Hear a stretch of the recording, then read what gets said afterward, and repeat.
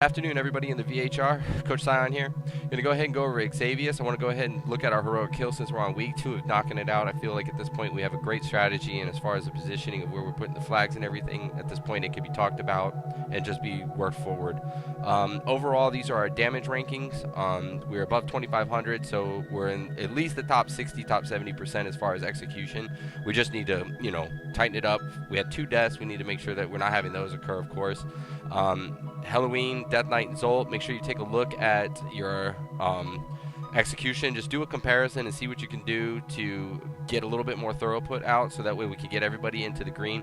We really, on every single fight, regardless of our our current status, if it's progression or it's a farm kill, we need to try to do the best we can to get our numbers consistently here, because I'll be one of the elements that I've gotten from a lot of the interviews that I've done over the years involving players, especially good players, right? Players that want to be a part of a team like ours, is that they need to sit there and they need to see as much purple, blue, and green as possible in here. And even a couple of grays, even on a 7-7 Xavius heroic kill in week 3, going into week 4, it's a big deal. It shows that kind of stuff. They don't have, like, for some reason, damage taken as far as a boss metric for Xavius yet, so I'm not sure if me and Dan did a really good job, but this is the total damage that was done on the boss versus total damage that was done to the ad also. So we just need to make sure that, we're focusing on getting all the damage into the ad as quickly as possible, and I feel like these numbers should be a little bit more concurrent together as far as, like, the grouping and total DPS throughput that's going on. We see 250 all the way down to me at 103, for example, 140 for Dan. So we need to just try to get as many 200s as possible. So if there's any area that we can work on, as far as ways we can improve, that'd be great. Okay, now we're gonna go to the replay here. We're gonna go to a full screen. Hopefully it'll let us do that. Here we go. All right, excellent. Right, so we're gonna go ahead and just do this at normal speed. I'll pick it up at times. It's only a 7-minute kill. Positions are pretty relative to how the fight starts. As you can see here, Xavius is going to be tanked in this position here. Range is going to be 6 yards apart across here from an east to west. Boss is at north. We're going to go ahead and continue damage on the boss as the fight begins, and work as much damage into it before the ad pops out. Now, when the ad ends up arriving, what we want at that point is to make sure that all DPS switches to it. So that way we can burn it down as quickly as possible, because it basically does a plus 10-point corruption AoE. So it's like a soft and rage mechanic basically before it leads you to insanity for those that aren't in the dream, okay? Now those that are in the dream, remember you want to try to do what you can as far as soaking. Those that are awake, remember you don't want the beast to come out and get you, so you want to make sure that you're running them, and then those that can sit there and do what they can to get the soak on the beast, do so. And that continues on throughout phase 1. Remember, in the cleanse area over to the side here is where we're going to be taking the tank that's active on Xavius and getting the debuff during phase 1. So make sure that you keep this area here clear as you can during phase 1. And we're going to continue to push that as we go through. So we're going to pick up speed a little bit through here. We'll see the ad come out shortly. We'll slow it down at that point. It'll be tanked to the left of the target. I don't know if that's the most efficient use of positioning, so if anybody in melee wants to talk to us about a better spot, see, so there it is right there. It was brought in, and every corruption horror and everybody's surrounding it now at this point and doing damage. Again, remember, for the blades, we're trying to clear the blades through this section here during phase 1. Again, here's your clear. Make sure that you're watching out in these areas here. It's an 80 yard, and so it could be quite devastating as far as the total damage that's going on. The nice thing about this attempt being at our 2nd kill overall is that, as you can see, we were able to kill the corruption, and we were at 80%. And then you'll see, as we push forward, these are the lurking terrorists, so the little demons, right? As they come out, you want to make sure you're paying attention for them and that you're 6 yards apart, so that way when they come active, you don't get a huge explosion. Once we get the corruption horror down, you'll see, I'll pause it and we'll see where we're at as far as total health. I think we're around 76. I believe 76 was the total. So, okay, so it's about to drop. It's 4%, 2%. Okay, and then, but now we're going to go back to Xavius, right? So Xavius now is at 78%.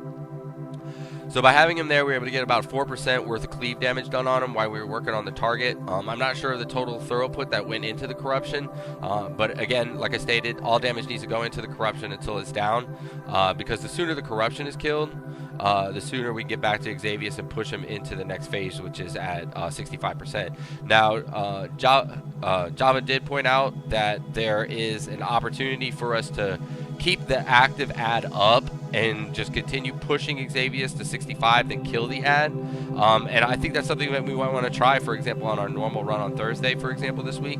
I think that it'd be really interesting to go ahead and try something a little bit, more control, because what we're seeing is we're getting to about 67%, 66%, and then the second ad's coming out and we're having to drop damage on it.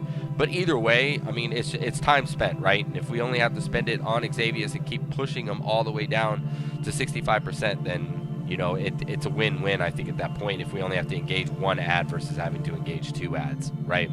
Continuing on, we'll end up pushing now to 77, so I'm going to go to 2% in speed, or 2 times speed.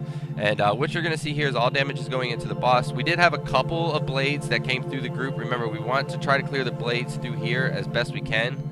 So I would, just keep the center as clear as you can and then do the best that you can. So we got the second ad out, and we're at about 69%.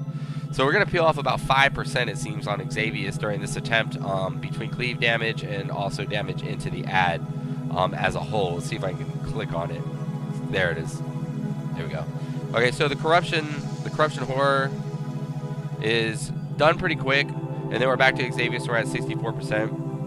So for those that are new to the fight, this is phase 2 at this point. Phase 2 is basically a light spread around the position of it. The tanks are going to be here, and then we're going to take off to the left. You'll see a red marker on the ground. The red marker is for the clean and then the soak. Okay, so people that are in the dream state, they want to make sure that they're not in this area when the cleanse comes through, and then the tank's going to leave a 10-yard AoE that needs to be absorbed. You're also going to see ads come out called Dread Abominations. I don't know if that's correct. It might be or not. It might not be. I'm pretty sure it's that. But they're going to keep spreading. Okay, Inconceivable Horrors. Okay, so the Inconceivable Horrors come out, and what we don't want is for them to get close to Xavius because it causes an issue involving damage that's caused. So what you see is as they're coming in, you want to do as much damage as you can.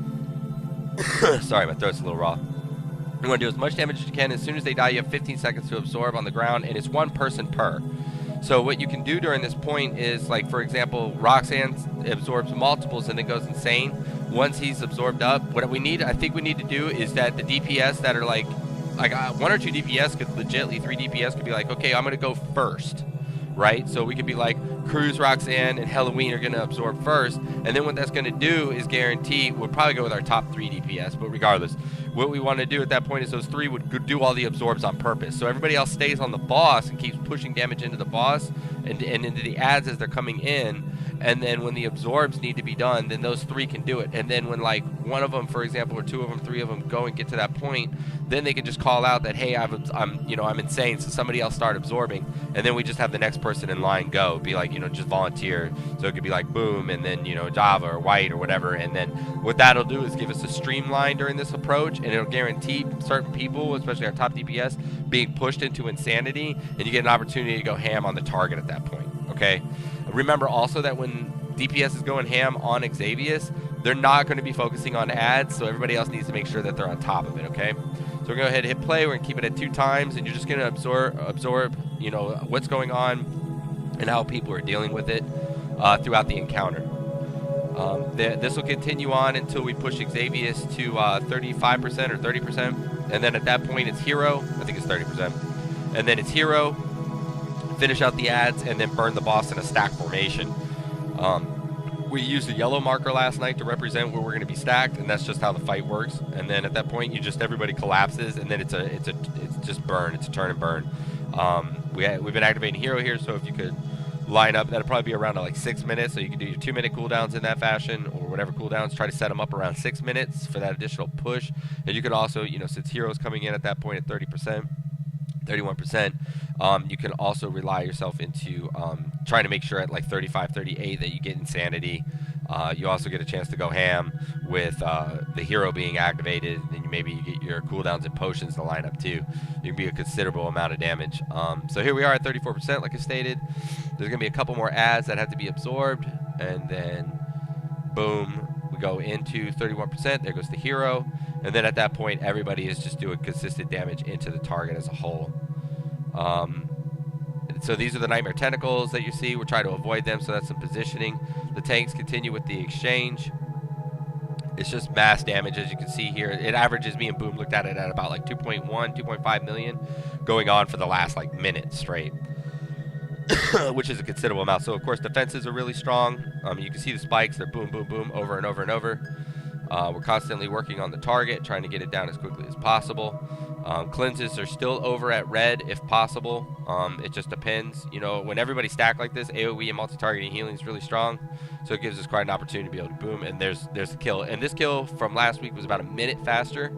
And so I think that is just going to continue overall. Okay, if you have any questions or comments, please put them below. Please click like if you enjoyed the video. And I'm going to go ahead and move on to Nathandra Mythic and then whatever boss we'll be doing after that once I talk to Boom. Okay, have a great day, and I appreciate you taking the time to watch the video. Thank you.